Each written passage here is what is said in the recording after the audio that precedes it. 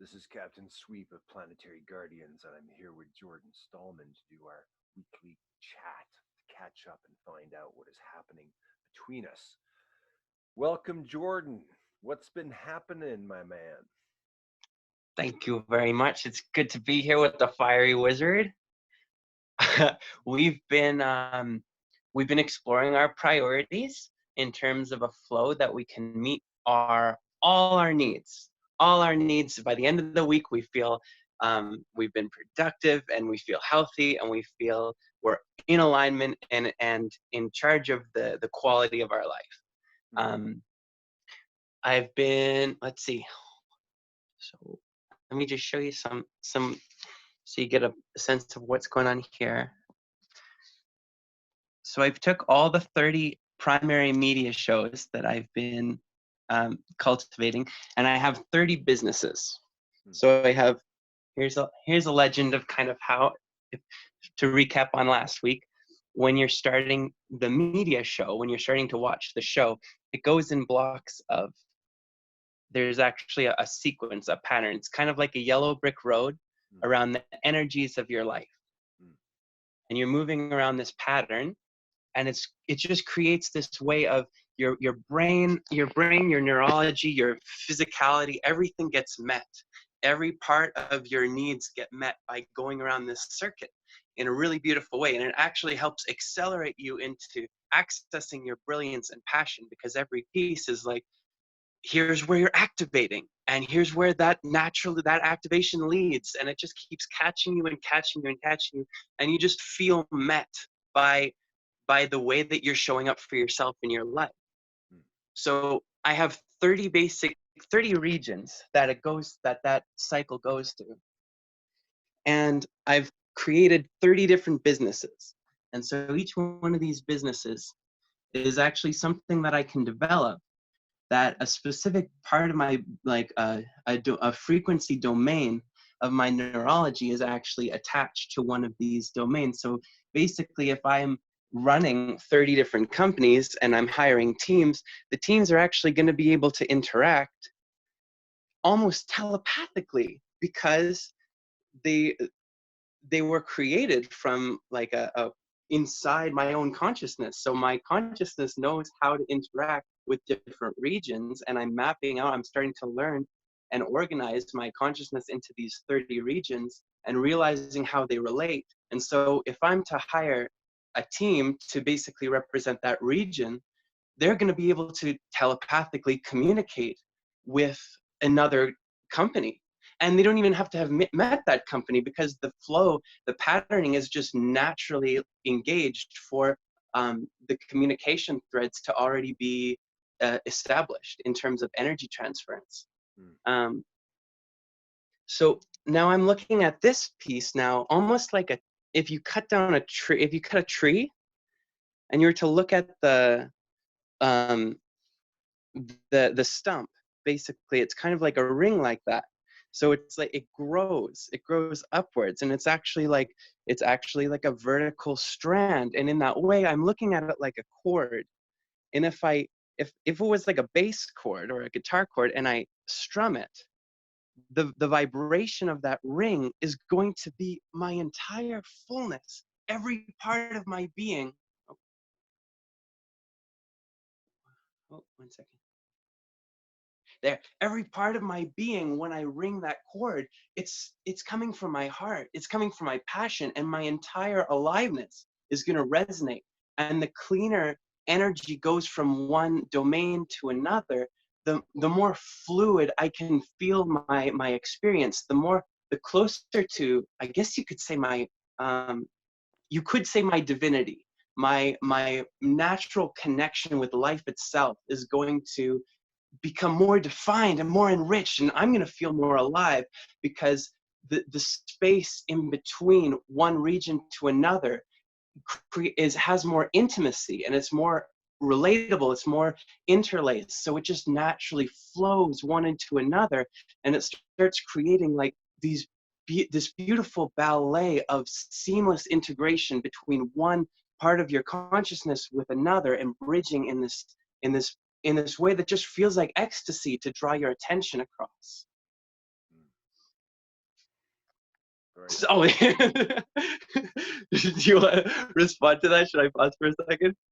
Well, I'm just seeing that what happens when you put parts into wholes and when you design from a whole system perspective and you take into account levels above and levels below and how they connect together and using sacred geometry or patterns to do so, it creates, as you said, harmonic pathways in the mind so that you feel connection between all parts, and then you can sort of project it into the outer world and connect to the outer world through that idea or system.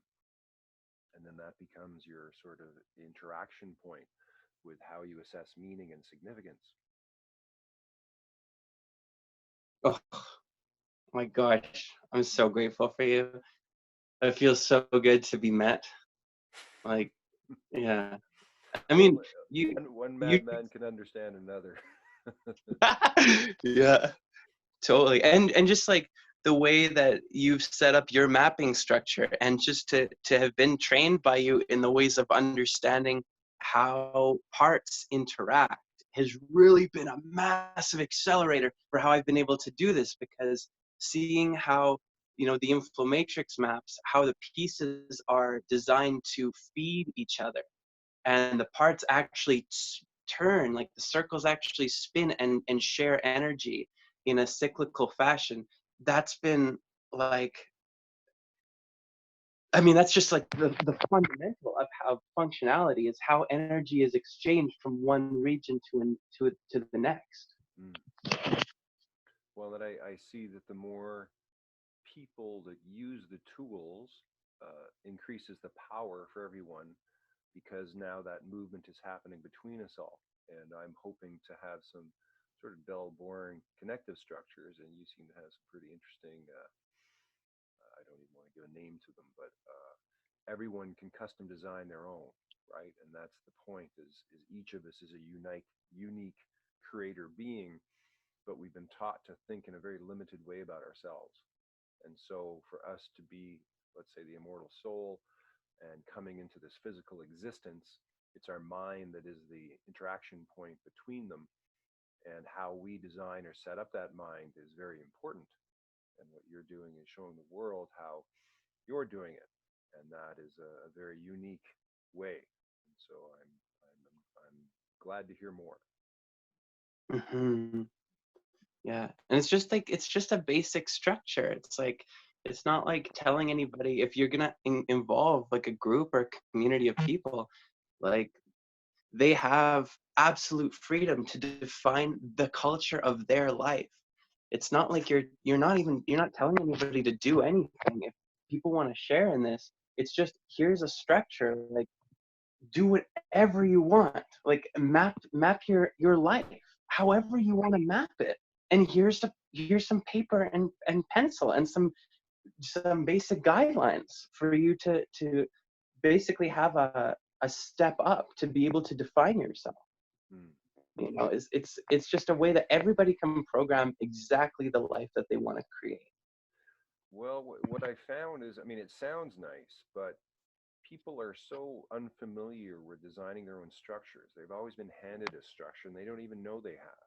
And so, as children, we're given these models and we're given these curriculums and we're given these ways of learning that may not have been to our best sort of empowerment. And I think what's happening now is, as we begin to free ourselves, that we can hopefully influence children and the younger generations to really take control of the design of their own learning, the design of their own curriculums, the design of their own mind, the design of their own consciousness flows, and then they're gonna leave us all behind. I mean, not you, but I mean, my generation is going to be the last generation of, I think, of 3D thinking and hopefully fear-based thinking, but we'll see. Hmm. Yeah. Yeah, well, we have the tools. Everybody, like, especially kids are trained in all the tools.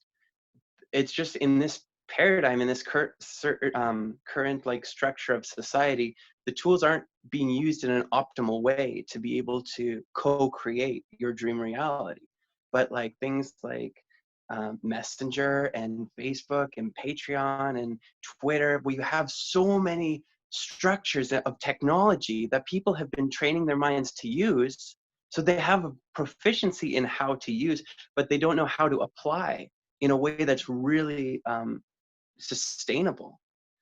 And like the game like Minesweeper is huge for young people, and you're creating worlds out of blocks, and kids have been trained to think in that way through these games, creating their worlds out of blocks and mining for resources.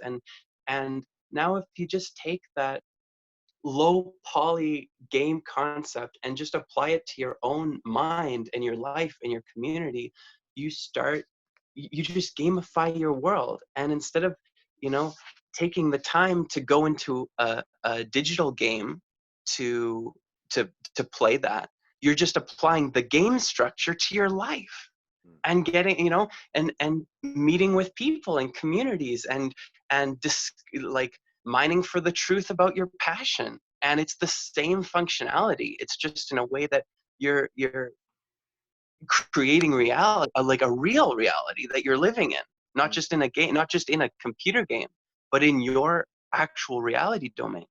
Mm. I have something very interesting to show you. That's a bit of a breakthrough for Planetary Guardians. Ooh, And okay. I'm just wait, I'll pause and then I'll share. Just wait a sec. Okay, so well, maybe that's going to be a little secret for now. We're not going to have that shown. We thought we did share it, but for some reason, of course, I didn't press the record button in the right way, Okay. and we missed Okay, that. good. Yeah. So That's a really good surprise. yeah, the universe is going to wait. Maybe on the next show we can share that with you and get Jordin inside there. But basically, what we're doing is we're creating the Inflow Matrix software system, which is the operating system behind the shared knowledge communities and the various ideas behind Planetary Guardians. And then on top of that foundation, other people can layer on their different functional models and discoveries or inventions as Jordin is doing. And so what we're doing here is we're uh, having a little chat once a week to explore ideas that Jordin and I have been working on for at least a year, and our creative modes seem to connect in a way that is very powerful because we're coming at it from such different places. And I seem to have the inflow matrix, and he might have the outflow matrix, but we're still exploring what that is, because whenever you bring conceptual models together and different ideas together, sometimes they match and sometimes they don't. Sometimes you have alignment and sometimes you don't. But what I find with Jordin, he's very open to experiment and play and to see how at least what I'm offering works with his own models. And then he shares back with me, and I learn from him because he has models and interpretations of reality that I don't have. And so when originators and creators come together and they bring their work together with a spirit of cooperation rather than competition, which can happen a lot between older and younger men and different people like that. But we worked through quite a lot of that. Not to say that it won't come up again, but as creators, it's a difficult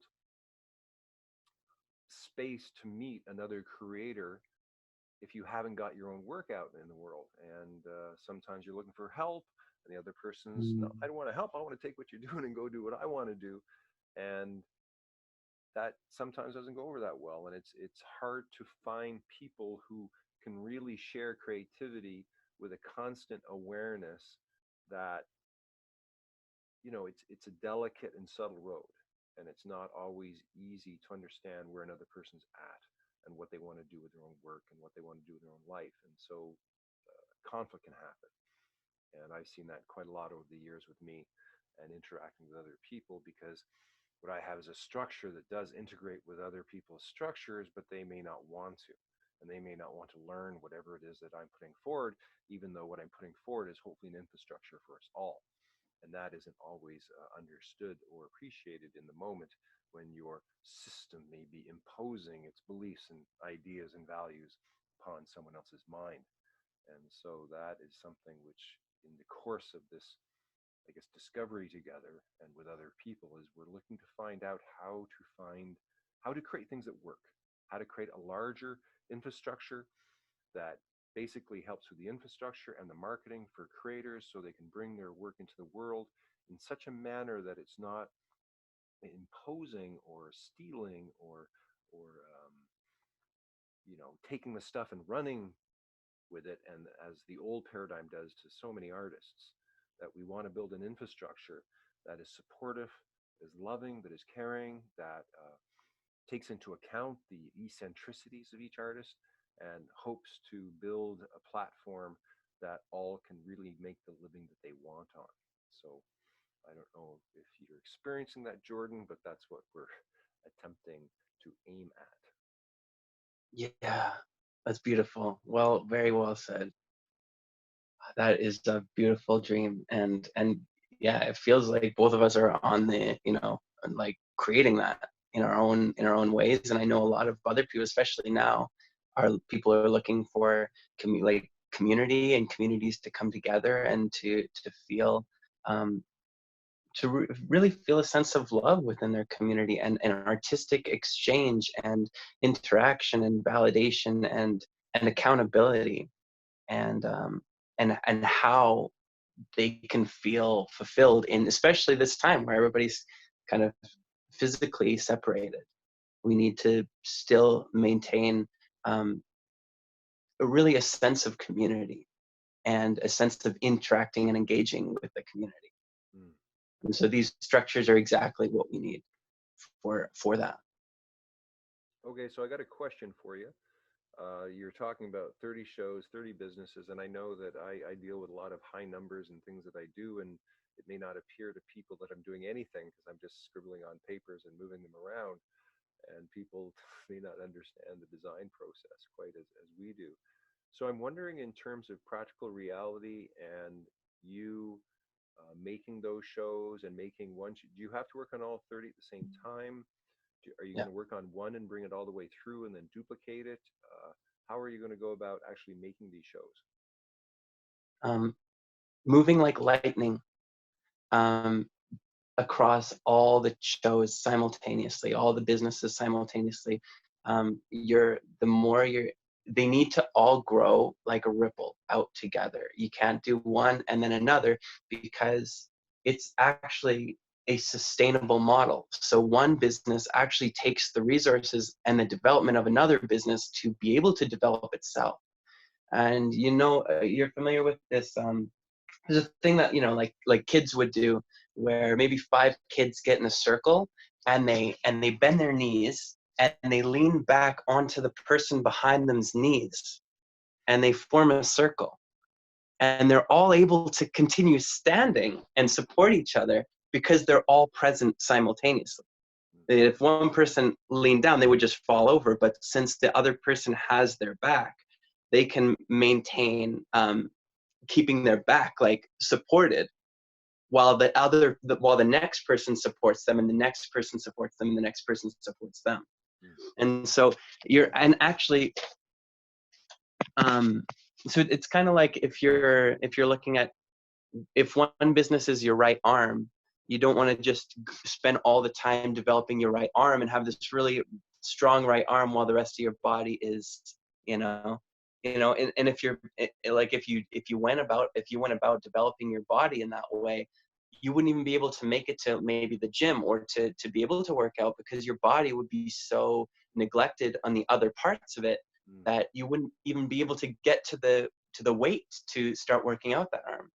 Okay. So you really need to have an interlaced pattern, and that's why this map is so handy, because it shows you a way that energy can move from one to the next. And it's not designed in a way of 1, 2, 3, 4. It's actually designed in a way that actually stitches, using this map.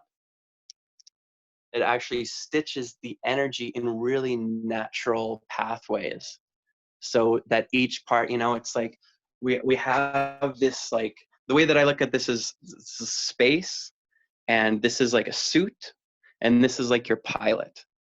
And so you have space and your suit, and you're piloting the spacesuit. And this pathway works from this part. The clarity is actually stitching orientation to rebirth, which is releasing into truth. And then truth is stitching love and grace into clarity. So these two are actually relating directly to each other.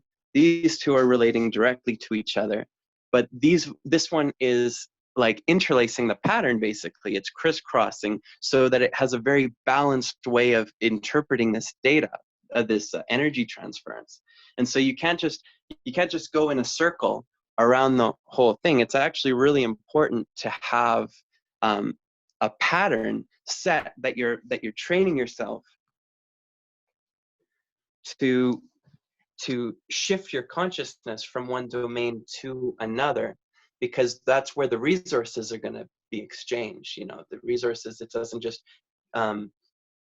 you can't just work the right hemisphere and then the left hemisphere and then the frontal lobe. You actually need to build neural pathways from one region to another, so that the whole system is being developed equally. So the expansion of your being is very balanced order. If you're putting just one more example, if you're putting a tire on a car and you're tightening the lug nuts, if you do it in a circle, that by the time you get over one half, the other half it's going to be lopsided. So you need to do like a star pattern so that the entire tire gets secured in a very balanced fashion. So to our viewing audience who may not be aware, Jordin was pointing to a Enneagram symbol in the back of his map. And if you don't know the Enneagram, you should look it up on Google. Enneagram means 9 points, and there's a 369 triangle in the middle, and then 1 4 2 8 5 7, and then back to 1. And this is like a background structure that Jordin is using that's a universal symbol that when you map information on it, you sort of map on top of universal law. And this is an idea that George Gurdjieff brought into the world and his student John Bennett. And it's very different from Riso's and the other work on personality types with the Enneagram, but it integrates in. But it's looking at the Enneagram from the point of view of mapping processes rather than looking at personality types. And that may or may not mean something to anybody, but right now the map that he has doesn't have the Enneagram on it, and so it might be a little bit more difficult to understand what he's talking about when he's moving his finger between these spots. But there's the Enneagram, and with time cycles on it. And that's one of the main things that I did, is put time cycles on the Enneagram, and you can just map different information on it, and it gives you a very unique and different perspective on how to organize information on the mind and on paper. But it again connects into some natural laws that when you start to work with it, things start to occur in a magical way, because what you're doing is you're aligning your mind with universal symbols that connect into how the universe actually works. And that's the key to magic. That's the key to any higher kind of spiritual law. There's a scientific law, there's a spiritual law. It's all the same thing. Truth is truth. And what Jordin is doing is he's got this map that we made with Veeam, that are 9 values that connect into the Veeam Dream Team. And that's one of the 30 businesses, probably, or connection to that business, in terms of a video architecture that Ramayan Danji is working on with a team of people. And we are part of that team, but we're kind of like on the in-between or the outside. We're kind of like creators that want to use the tool to do what we're doing. And that sometimes can be very different from developing the actual software from the inside. So Jordin, I think we're coming a bit to the end of our little interaction here. And I want to sort of maybe assess how far you've come in the last week.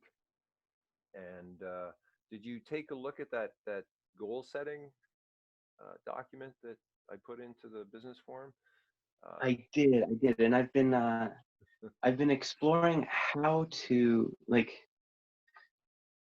what's really exciting, because I was, like I was saying yesterday, so we're basically creating accountability and setting goals and remaining accountable to those goals. But sometimes I'll set goals, and then the day I'll do something really productive, but it's not the goal I intended to do. And so I'm noticing, well, the energy wasn't aligned in the reality for me to act on that goal, but it was set for me to act on this other goal. So if I create goals specifically to these different regions, so that like my goals are actually leading to the development of one of these regions, then I can start to see where I'm like, how can I say?